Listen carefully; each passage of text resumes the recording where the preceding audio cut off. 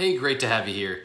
So I want to do something a little bit different this video. I want to talk about a card game that's pretty much consumed my free time in the last 1 to 2 weeks at this point in time, and that is the One Piece card game. So how I got into this, I knew I wanted to get into a trading card game. It felt like something that was of interest to me. I'm into board games or just card games on video game consoles and things like that. So using that strategy as well as the collectability are things that I personally had an interest in and wanted to explore. So as I said, I wanted to get into a trading card game. And when it came to doing the research as far as figuring out what I wanted to get into, I thought about the historically giant card games. You have Magic the Gathering, which essentially is one of the founding fathers of card games, I feel like, at this point in time. And I was slightly familiar with that, I think probably about like 23 years ago, a long time ago. This game has been around for a long time. I played a little bit of it with a friend's deck, so I was vaguely familiar with it, but didn't fully explore it myself. I know Wizards of the Coast, the creators, have had a little bit of conflict, I feel like, over the last couple of years, so it was not something I really wanted to fully invest in while I realized that that's a really sustainable card game. Pokemon, I'm a little turned off on. That was obviously a big craze back in the day of collecting those cards as well.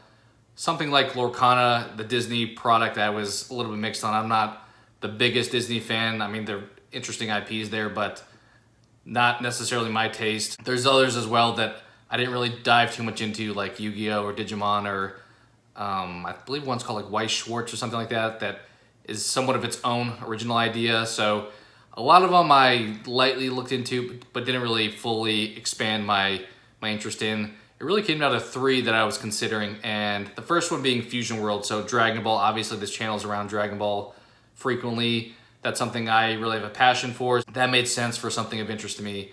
I looked into it a little bit. It definitely seemed of interest. It had a similar concept as One Piece, where you have a main hero and you're helping support that character throughout the duration of the battle with your opponent.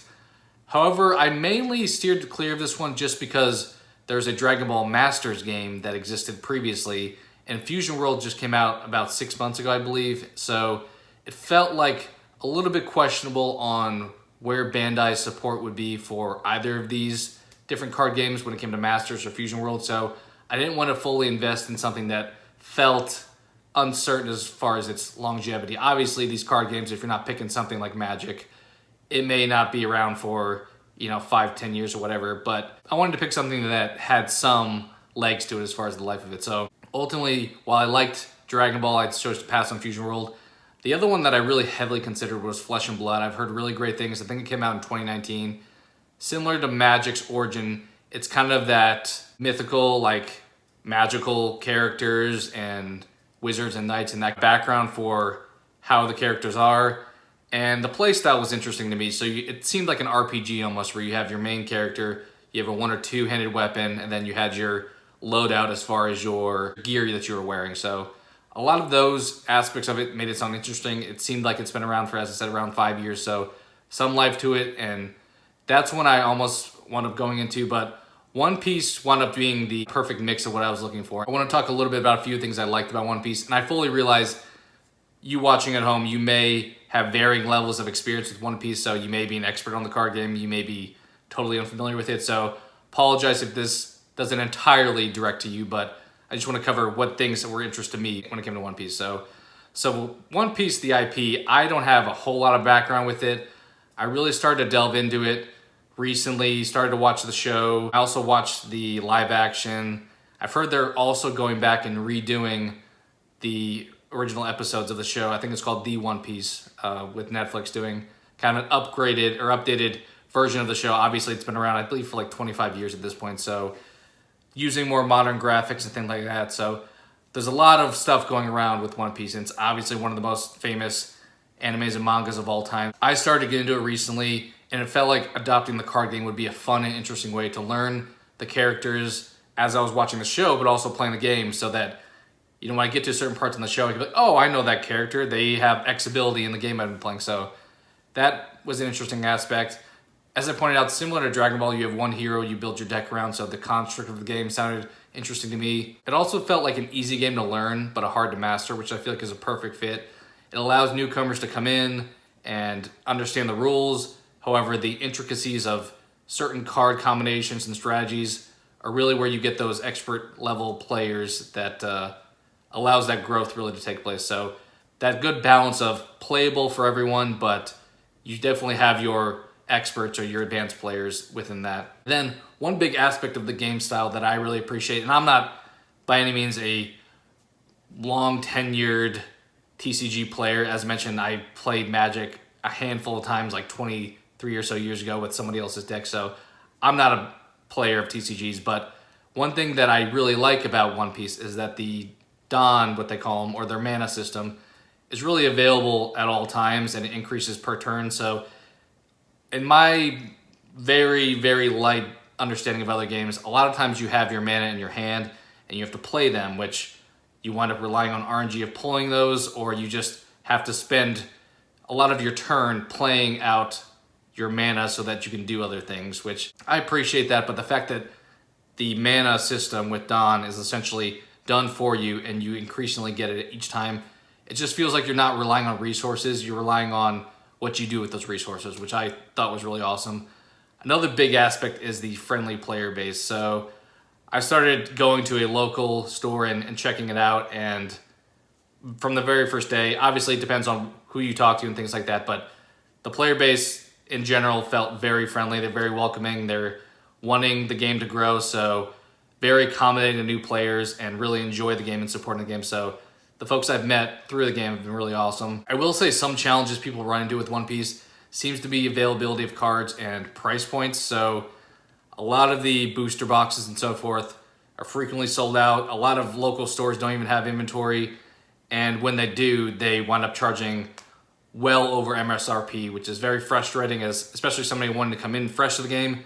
It's a little daunting to say, hey, let's buy this booster pack or booster box or starter deck that is 2x, 3x of what MSRP is. It just doesn't feel necessarily like a great entry point sometimes.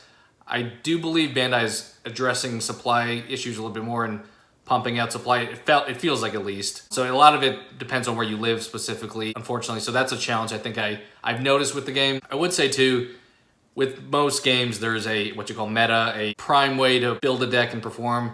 There's the optimal leaders that you're playing with and so forth. I vaguely understand which ones are strong and what combinations people are using, but I don't personally explore them myself, at least at this point in time. I imagine in the future I will probably dive into some of that, but at this point in time, I'm planning to take my time slowly and build my own way. I've been playing more of a low tier color in red. I really enjoy it. Red's are an aggressive color, so you're doing a lot of attacking or trying to put pressure on your opponent. So while it's not the top tier color or deck or play style, it's one that I enjoy. And as I said, I don't want to just get to the finish line and say, okay, what's the best deck? Let me just buy those cards and then I'm going to be the best player. Like, I'd rather slowly build into it because that allows me to enjoy the game for a longer amount of time. And also, it's more fun sometimes to learn strategies yourself other than just looking them up. I'm not saying there's any problem with that, but I personally find value in learning it and experiencing it firsthand myself. So, and as far as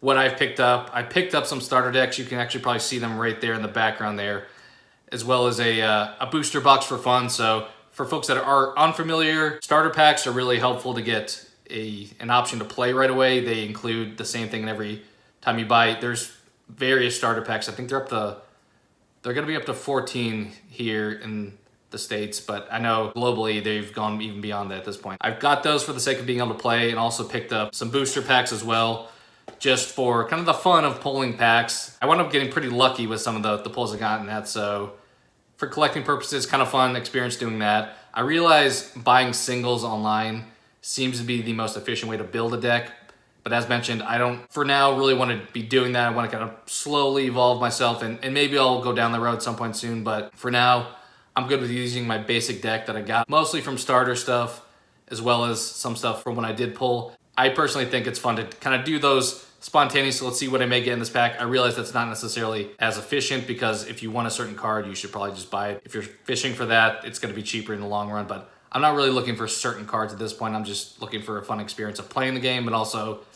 collecting the cards as well. So I think that combination of buying starters and then going light on boosters is, for now, worked for me. So As mentioned, I know a lot of people prefer singles, and that may make sense, but this process is what I've gone with at this point in time. And it's kind of a fun opening packs and not being sure what you have. I feel like that's part of the enjoyment is you don't know what you're going to get. The starters you do, but with the booster boxes, those ones you're kind of just, it can be a variety of things, but you're not guaranteed anything necessarily. As far as specific cards, you're guaranteed certain hits and stuff like that, but that's basically it. I just wanted to share One Piece as far as how I've been spending a lot of my recent free time is exploring the card game, collecting a few cards as well, and then, as I said, playing with local people. It's been a really great experience. So what are your thoughts? Have you delved into the One Piece card game? Are you interested in it? If you want to have me talk more about One Piece content, would love that feedback down below as well. It's something that I've really enjoyed getting into, so if folks want to see more of that, that would be awesome. But let me know your guys' thoughts down in the comments below, as I said. Really appreciate your time watching, and I'll hope to talk to you again soon.